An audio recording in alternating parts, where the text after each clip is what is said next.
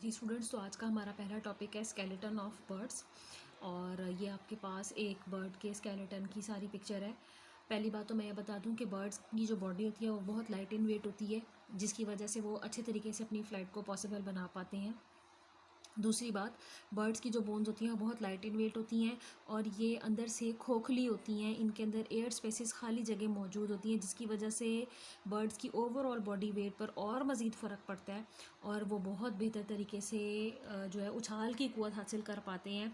जैसे कि आप इस डायग्राम में देख रहे हो कि आपको खाली खाली जगह जो है वो पिंक कलर में नज़र आ रही हैं और ये गर्डल्स की फॉर्म में छोटी छोटी स्ट्रॉन्ग बोन जो है नज़र आ रही हैं। इस स्ट्रक्चर की वजह से जो बोन है वो मज़बूत भी रहती है और लाइट इन वेट भी रहती है।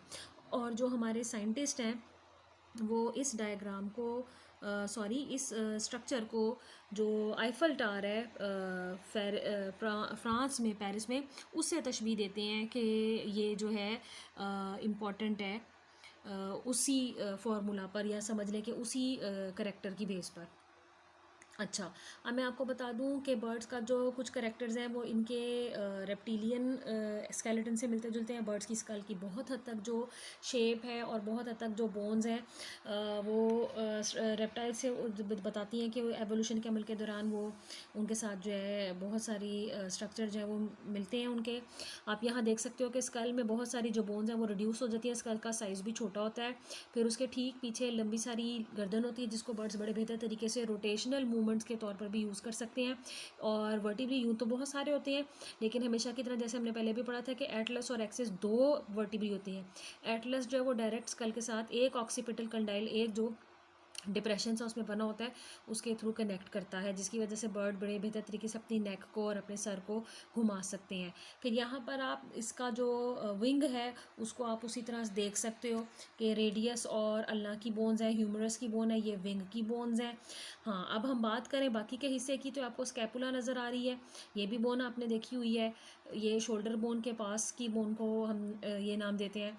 इसके बाद पीछे जो यहाँ पर वर्टिब्री होते हैं, हमेशा सर्वाइकल वर्टिब्री, गर्दन के वर्टिब्री के बाद वो थोरेसिक वर्टिब्री होते हैं। यहाँ पर रिब केज स्टार्ट हो जाता है, फिर लुम्बर वर्टिब्री स्टार्ट हो जाते हैं और बिल्कुल एंड में क्वाड्रल वर्टिब्री स्टार्ट होते हैं, जो कि दुम के वर्टिब्री कहलाते हैं। दुम के वर्टिब्री में एंड के जो वर्टिब्री हैं वो फ्यूज़ कर जाते हैं और उसको पाइगो स्टाइल बोलते हैं। ये जो है ये हिप गर्डल कहलाता है। इसकी हम प्यूबिस, ये जो बोन्स हैं, आपने फ्रॉग का जब स्केलेटन पढ़ा था सेकेंड ईयर में तो उसमें भी इसी तरह पड़ी थी।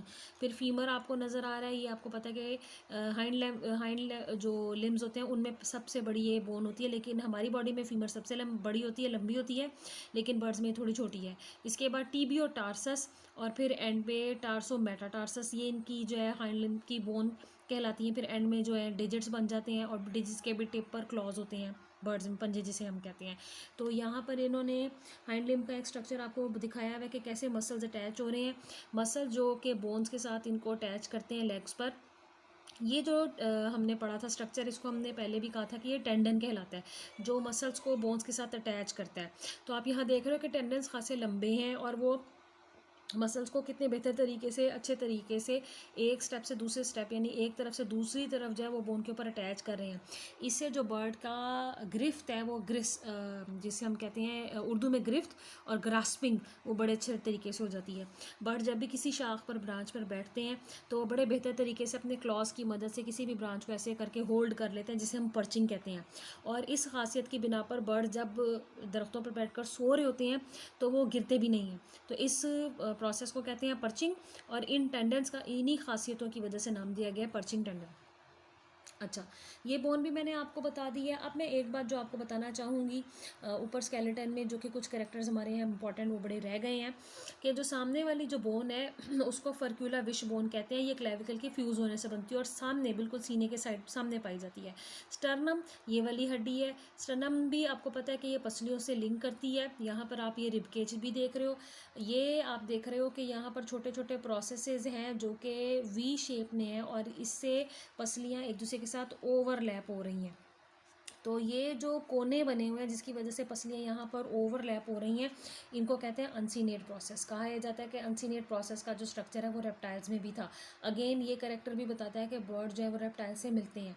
बर्ड जो है वो अपने बीक को बड़े अच्छे तरीके से यूज़ करते हैं, क्योंकि इनके जो फोरलिम्स हैं वो तो उस पर फैदर्स होते हैं जो कि फ़्लाइट के लिए इस्तेमाल करते हैं, लेकिन ये बीक की मदद से बड़े अच्छे तरीके से चीज़ों को तोड़ने में, खुराक को पकड़ने में, अपना डिफेंस करने में इस्तेमाल करते हैं। एक और जो अहम बात मैं आपको यहाँ बताना चाहूँगी कि बर्ड्स के जॉ में टीथ नहीं होते, अल्लाह ताला ने इनको टीथ नहीं दिए। केराटिन की थिक जो है वो बीक दी है, और कहा यह जाता है कि ये इनका 5वां अपेंडेज है, यानी 2 जो है वो फोर लिम्ब है ये वाले होंगे, और जो 2 हैंड लिम्ब हैं वो ये वाले होंगे, और जो कुछ साइंटिस्ट हैं वो कहते हैं कि जो इनकी बीक है ये 5वें अपेंडेज के तौर पर काम करती है। अच्छा, सीने की जो सामने की हड्डी होती है उसको हम कहते हैं स्टर्नम। स्टर्नम में आगे की तरफ एक जो बोनी एलोंगेशन है वो बर्ड्स में पाई जाती है, इसको कहते हैं कील। कील क्या करती है? कील ये करती है कि ये वो जगह फराहम करती है जहाँ पर बर्ड्स के जो पट्टे होते हैं वो अटैच होते हैं, और वो विंग्स के साथ बड़े अच्छे तरीके से अटैच हो जाते हैं। अगर हम ये सामने की तरफ से इस हड्डी को देखें, स्टर्नम को, तो उसमें जो बोनी एलोंगेशन है ये बनी हुई है, और इसको कहते हैं कील ऑफ स्टर्नम। आप देख रहे हो कि यहाँ कितने बेहतर तरीके से मसल जो है वो अटैच हैं दोनों अतराफ में, और यहाँ से फिर बाजू की हड्डियाँ जो 3 हमने अभी पढ़ी हैं, ह्यूमरस, रेडियस, अल्ना, वो शुरू हो जाती हैं। तो जिन बर्ड्स में फ़्लाइट होती है उनमें स्टर्नम के साथ कील होती है। जो फ्लाइटलेस बर्ड्स होते हैं उनमें कील बहुत ही छोटी होती है, ना होने के बराबर होती है, जिसकी वजह से उनके मसल्स को अटैच होने की जगह भी नहीं मिलती, और उनका वज़न भी बहुत ज़्यादा होता है। इस वजह से वो फ्लाइटलेस बर्ड्स होते हैं, जैसे कि ऑस्ट्रिच है, रिया है, कोसोवरी, और आप उनके देखते हो कि उनके जो विंग्स हैं वो भी बहुत छोटे होते हैं, बाकी के बॉडी के साइज़ के मुकाबले में बहुत छोटे होते हैं। अच्छा, एक और चीज़ ये मैं आपको बताना चाहूँगी, ये इसे कहते हैं सैडल, यानी घोड़े की जीन। घोड़े के ऊपर जब सवार होना होता है तो ये उसके ऊपर डालते हैं। ये शेप मैं आपको क्यों दिखा रही हूँ? ये मैं आपको इसलिए दिखा रही हूँ कि ये अगर आप बर्ड्स के वर्टिब्रे देखो तो आपको नज़र आएगा कि इसकी भी जो शेप है वो सैडल के जैसी है, अभी जो मैंने आपको दिखाई है। तो बर्ड्स के जो एटलस और एक्सेस वर्टिब्री हैं, जो हमने अभी पढ़े थे कि सबसे पहले 2 वर्टिब्री हैं, कहा जाता है कि उनकी शेप बिल्कुल जो है आप ये देख रहे हो कि ये सैडल के जैसी है, यहाँ आप देख सकते हो। तो ये जो सर्फेसेज हैं उनमें एक तरफ ऑक्सीपिटल कॉन्डाइल का उभार होता है, जिससे वो स्कल के साथ उसको बड़े बेहतर तरीके से अटैच कर देता है। तो ये हमारा टॉपिक था स्केलेटन का। अच्छा, अगर इसमें अभी भी कोई पॉइंट आपको लगता है कि वो रह गया हो तो आप मुझे बता दें, और फिर मैं उसको फर्दर जो है वो डिस्कस कर लूँगी। तो हमारा उसके बाद जो अगला बहुत छोटा सा टॉपिक है वो है मसल्स। बर्ड्स के मसल्स बहुत स्ट्रॉन्ग होते हैं, और ये वाइट मीट आम नाम से जानते हैं। आपको पता है कि बर्ड्स को डोमेस्टिक फाउल में बड़ी सारी बर्ड्स की किस्में आ जाती हैं जिनका मीट इंसान खाना पसंद करता है। बर्ड्स के जो मसल्स हैं इनमें फ़ाइबर कम है, लेकिन अगर हम इनके सेल्स की बात करें तो इनमें माइटोकॉन्ड्रिया बहुत ज़्यादा है। Mitochondria power house of the cell है, ये एनर्जी प्रोडक्शन तेज़ी से करते हैं। बर्ड्स स्पेशली जिन्होंने लंबी लंबी फ़्लाइट्स के लिए, माइग्रेशन के लिए जाना होता है, उनके पट्ठों का स्ट्रॉन्ग होना बहुत ज़रूरी है।